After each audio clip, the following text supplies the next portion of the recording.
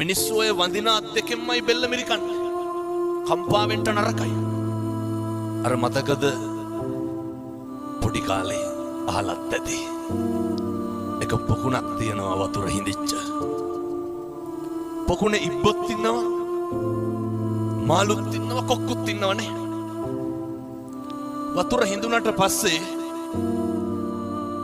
ඉබ්බෙක් ඇවිල්ලා කොක්කුන්ට මොකක්ද කියන්නේ? කොකෝ වතුර තියෙන තැනකට ගිහින් දාපන්. කොකා කියනවා ගිහින් දාන්නම්. ගමන ඉවර වෙනකන් කට අරින්න එපා. මේක හොඳ පණිවිඩයක්. කට වහගන්න තරමට ප්‍රශ්න අඩු නැද්ද?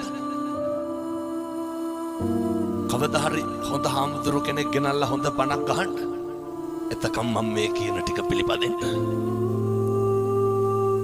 කොක්කු දෙන්න කෝටුවක් අරගෙන දෙපැත්තෙන් හපා ගන්න. ඉබ්බට කියනවා මැද්දෙන් හපා ගනි. උඩින් යනවා. හැතැම්මක් විතර යනකොට යට හිටපු මිනිස්සු වගේ ඉබ්බට ඔච්චම් කරනවා. ඉබ්බෙක් උඩින් යනවා කියලා. අපිට කොච්චර ඔච්චම් කරලා තියනවද මිනිස්සු? මෙහෙම දේශනා කරන්න හේතුව මිනිස්සු හරි කුහකයි. එහෙම නැනේ. මිනිස්සු හරි ඊර්ෂ්‍යයි. මිනිස්සු කැමති නෑ පින්නතුනේ අපේ දරුවෙක් විභාගයකින්වත් පාස් වෙනවට කැමති නෑ. හරියට පද හදනවා. ඔය අත්තන්ගේ පැතිවල එහෙම නැතුව ඇති. මම කියන්නේ බොහෝ පැතිවල එහෙමයි. මිනිස්සු හරියට ගතු කියනවා. සමහර විට මේ අම්මලාට මතක් වෙනවත් ඇති අපේ ගමේ අහවලා වගේ කියලා. මිනිස්සු එහෙමයි.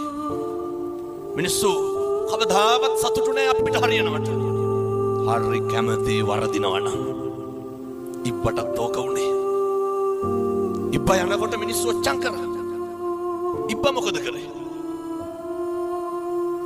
අර මිනිස්සුන්ට බැන්නා. බනිනකොට ඉබ්බ වැටිලා මැරුණා. අපි මොකද කරන්නේ? කියමු බලන්න.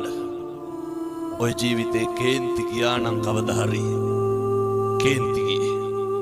පින්නතුනි මම මේ හරි කරුණා